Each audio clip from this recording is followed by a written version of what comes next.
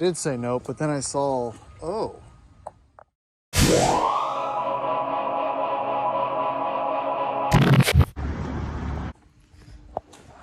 Howdy, and welcome back to the Addicted Motors YouTube channel, Chesterfield Auto Parts Yard Walk. It's been a while since we've been here because I haven't really seen anything super interesting in the inventory. Not that I screen sheet, I'm not into that. I like to just kind of go in and explore, so let's do that today. All right, here's the for sale. It's looking pretty sad and lonely, guys. We're back to just having crappy used cars, and it's glorious. I'm excited. I want $1,000 cars again. I'm looking at this X5, seeing how the Auto Alex boys have been so excited about all their X5s these days. This one doesn't look too bad. What am I kidding? It looks terrible. You know, I used to be kind of scared of X5s, but I realized that I mess with old Range Rovers of the same era, so there's no reason I should be worried about those at all, especially because they end up very frequently in the junkyard, more than Land Rovers and Range Rovers. They kind of stopped showing up here, but look at all these X5s. Yeah, there's one right here up front, blue, rolled over, but yeah, it looks like it's sat for a while after the rollovers also. So she's pretty chooched. Not really anything of value, even though, believe it or not, you know, if you want to do this and make a couple bucks, BMW parts on eBay actually sell very well. Made a couple $100 selling some old parts that I found here.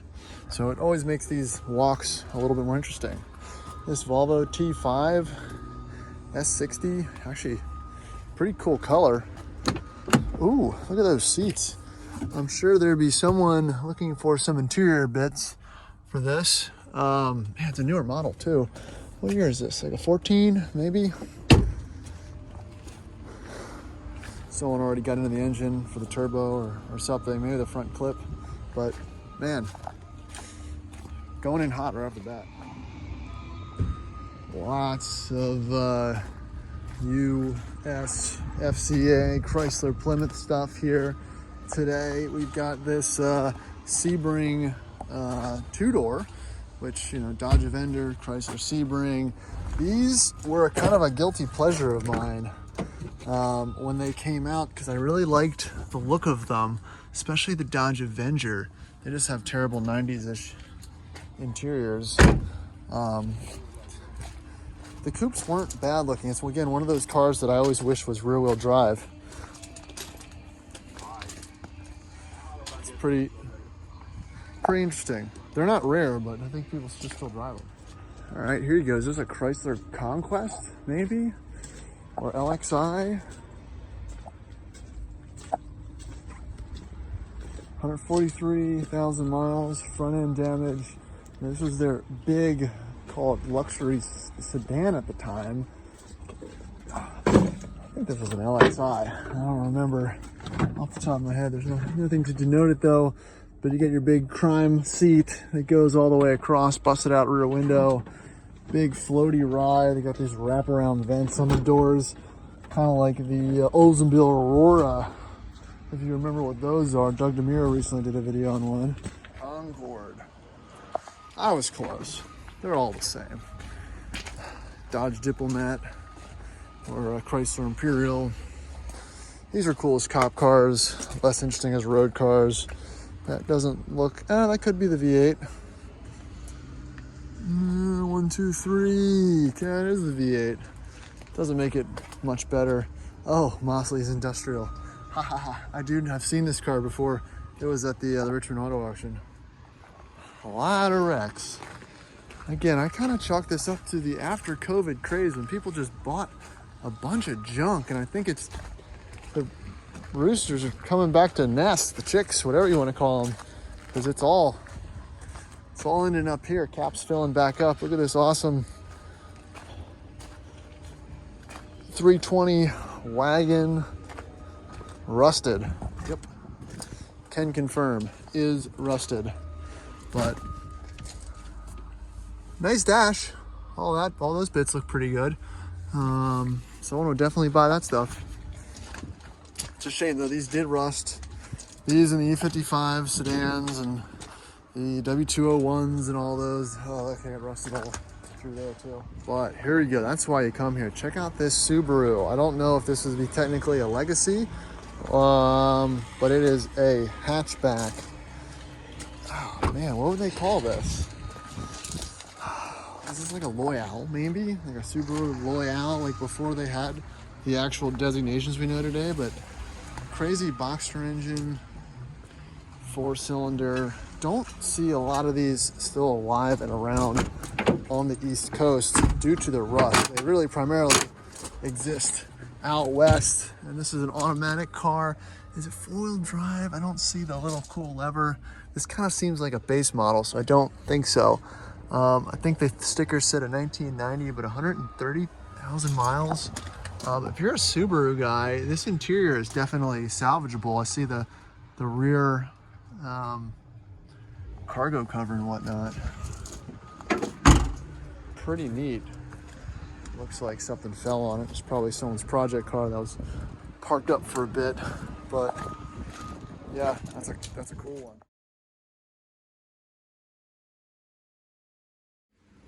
Yeah, usually I go through this section last, but I keep seeing interesting stuff like this ML, which has a little body kit on it. I think it's just a 320, but someone's already kind of ripped her to pieces, so I'm not gonna spend too much time on it. I mean, they're fine cars. I'd love a ML55 to rip up to the cabin, but you know, it's the same thing as the Range Rover minus the air suspension, so it's a duplicate purchase there. Hey, but I guess let me know in the comments, what do you guys want to see? You know, I only focus on things that I find interesting, but if there's a kind of car or something that you like to see, let me know and I can get a little bit more in depth. But right now, just doing some wandering, honestly. E46 BMW. Oh, it's green. Looks like it's got some damage from maybe more than an accident. It's crazy, you know. I started coming to the junkyards in high school. It would just be again like W126 Mercedes and E36s and stuff like that, E30s, and now it's all E46s and E90s. The inventory just keeps changing. Let's see what this Mercedes is. Yeah, there's some junk here. Some junk. Let's see what else we got. Yeah, I'm not really seeing a whole lot that, you know, stands out. A little Civic. I think this was here last time, but now it's been completely gutted, which again, I think Hondas probably last the shortest amount of time in these yards. They just go easily. Whole lot of Ultimas, which, you know, par for the course. A little T5 Volvo C70. Wonderfully oddball car. Not much different than the coupe or the wagon. Heavy top, really expensive in its day. Just you know, I don't want to say an old man's car, old woman's car, but that's kind of that target buyer who they were. You know, you had one before, you sold your Saab, you wanted something a little bit more modern, and you know, some $50,000 or $60,000 Volvo C70 might have been where he ended up, for the better or for the worst. And they're not, you know, they're not super cheap to maintain or anything like that either. All right, 270,000 mile W124 Mercedes. And it hasn't been completely picked apart. Ooh, Derek Jeter. Smell like the Jeetster. Yeah, people love to rip these radios out. I get it. I think they probably are worth some money, but I think I'd be more interested in the floor mats, honestly. And these seats are in pretty good condition. There's that, you know, the little wood bit that go in the middle. That's something that people like. The paint's actually not too bad. And these door panels aren't too bad either. They really have to rip all this stuff out sometimes to get to the fuel tank because they have to drain that before they put it in the yard. Yeah, that's a bummer. The antenna motor could have been good, but it looks like someone's already pilfered any bits that would be, you know, interesting enough to hold on to. I like to buy parts for cars I don't own yet. Let me know in the comments if you do the same. It's not a good thing. Ooh, here you go. Trooper. Always like these. Range Rover knockoff, right? Boxy, four-wheel drive, low range, V6. All have 200,000-300,000 miles on them. Unfortunately, most of them have bad transmissions. That's usually what fails, that and rust. But this one doesn't seem to be all that terrible, honestly. From the rust standpoint, I'm sure it's shot. It's a problem with reliable cars. They stay reliable until they don't. So this Touareg caught my attention for the wrong reasons. Mostly because it has the top factory roof rail on it, which it only appears that there's one. I'd imagine that's probably fairly pricey in the aftermarket. Now, what's with people? Let me know. I don't know if this was a V6 or a V8, 4.2 or whatever. Why do people pull these motors out? I mean, they're not bad motors, but maybe they pull it out just to do the timing chains and guides. But I've seen so many that have that out. Maybe it came here like that. Maybe they pulled the motor and then realized it wasn't worth it. But it is a shame that other roof rail is not present. Oh, it is a 6-cylinder. So yeah, little VR6. I don't see what the root cause of any of this was. It's just kind of a totaled waste. All right, let's check out the American stuff. Oh, wow. I can't say that I've ever seen a Ford Bronco in a junkyard, even though this one probably looks like it ended up in the right place due to the amount of rust and whatnot. It's kind of a bullnose one, but a Bronco nonetheless. This is looks like a 4.9 straight 6, so definitely an early Bronco. 37,000 miles, that's probably not correct. Steering column's been removed, it's probably in decent condition. Those are things that go bad. 4-wheel drive truck. Not really a whole lot to say about that. Just give it a quick walk around, why not? Leaf springs, drum brakes like they all do. At least you got Mr. Teddy Bear. Aftermarket radio, little floorboard rust. I've ordered a new carpet for my truck. I'm gonna pull it and rust proof the floor, so fingers crossed I don't end up in the same situation. All right, Mustang in the junkyard. Serious front hit. Definitely has, you know, the typical Mustang GT badges on a V6, but you can't blame the owners. They don't know any better. Mismatch of cruisy interior stuff. I'll be honest, I don't think I've seen a Mustang in the junkyard ever. I guess people want the parts. I don't know. It's kind of what I think about. You know, what kind of cars end up in the junkyard and what doesn't, and what's kind of a one-off. And I think usually they just get parted out prior to hitting the yard. I take that back. Here's another one.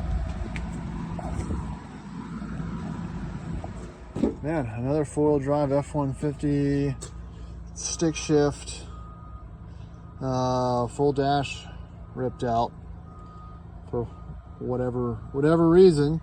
I get it, but it seems a little extreme. But it is a 4-wheel drive truck, and usually, you know, the ones you see for sale are all, it's smashed. Whatever. Usually they're 2-wheel drives. 4-wheel drive, you know, they pull a little bit of value. People try to fix them.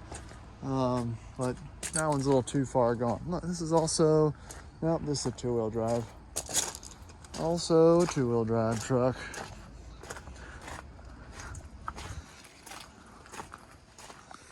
Yep, steering columns reached out. You know, that should tell you something. That must mean those shafts are worth something. All right, we're leading Fordlandia because I'm uninterested, but look, newer trucks. sure there's something there for somebody. And nope. Well, hold on. I did say nope, but then I saw, oh, well, kids, this is a cool one. I've owned one of these cars. This is a Mercedes C32 AMG with 220,000 miles on it. And man, Mercedes certified pre-owned at some point. This is it's kind of a real car, kids. They had 220 or 40 horsepower. And this was fast. I had one with a tune on it.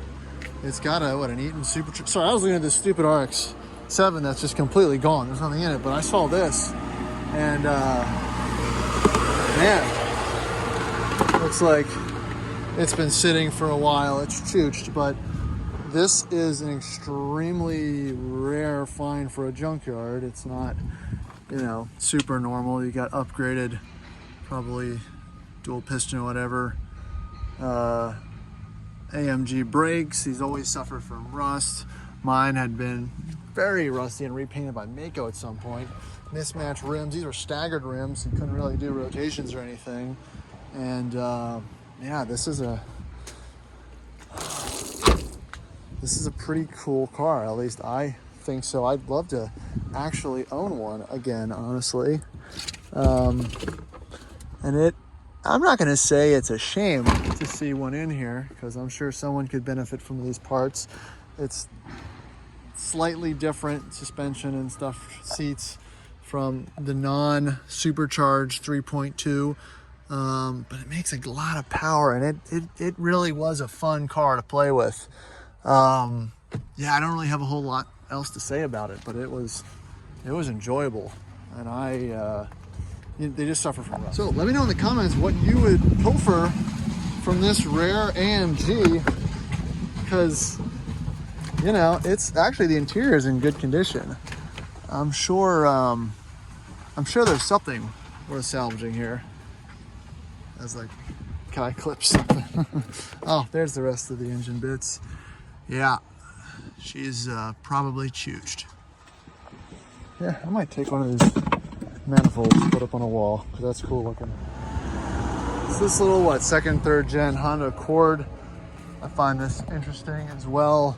Again, just stuff that doesn't really exist on the road anymore. White, of course they're all rusty.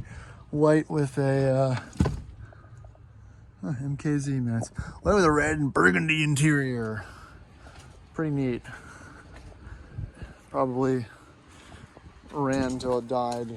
Just beat on. My dad actually had one of these. He bought new. It was killed by a snowplow, but it was a cool truck. Sorry, cool car. Well, I almost made it out, but I paused again to look at this Xterra.